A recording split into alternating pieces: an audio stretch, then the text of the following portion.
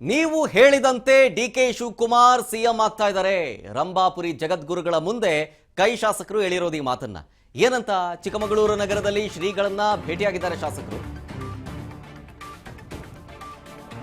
ನೀವೊಬ್ಬರೇ ಗಟ್ಟಿ ಧ್ವನಿಯಲ್ಲಿ ಡಿಕೆ ಶಿವಕುಮಾರ್ ಅವರು ಸಿಎಂ ಆಗ್ತಾರೆ ಅಂತಂದ್ರು.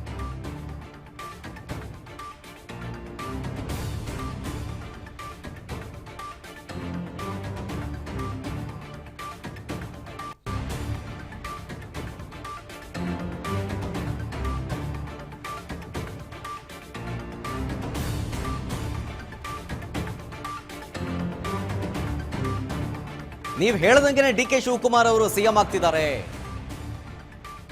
ರಂಭಾಪುರಿ ಜಗದ್ಗುರುಗಳ ಮುಂದೆ ಕೈ ಶಾಸಕರ ಮಾತಿತ್ತು.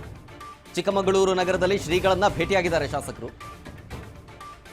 ಭೇಟಿಯಾಗಿ ನೀವೊಬ್ಬರೇ ಗಟ್ಟಿ ಧ್ವನಿಯಾಗಿ ಡಿಕೆ ಶಿವಕುಮಾರ್ ಅವರು ಸಿಎಂ ಆಗ್ತಾರೆ ಅಂತ ಹೇಳಿದ್ದು ಅಂತ. ಒಂದು ಕಡೆ ಬೆಳವಣಿಗೆಗಳಾಗ್ತಾ ಇದೆ, ಗಮನಿಸ್ತಾ ಇದ್ದೀರಿ.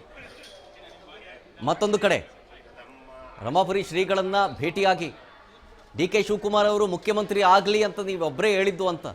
ಜೊತೆಗೆ ಇದು 100ಕ್ಕೆ 100 ಸತ್ಯ ಆಗೋಗಿದೆ ಅಂತ ಹೇಳಿ HD ತಮ್ಮಯ್ಯ ಅವರು ಹೇಳಿರೋದು.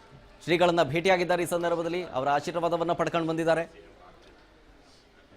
ಅವತ್ತು ಹೇಳಿದ್ದು ಶ್ರೀಗಳು ಡಿಕೆ ಶಿವಕುಮಾರ್ ಅವರು ಸಿಎಂ ಆಗ್ತಾರೆ ಹೀಗಂತಂದಿದ್ರು.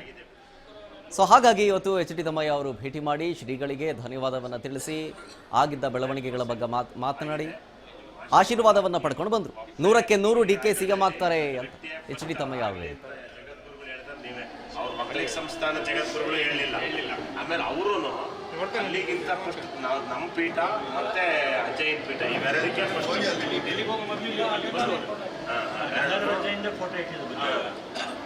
ಆಫೀಸ್ಗೆ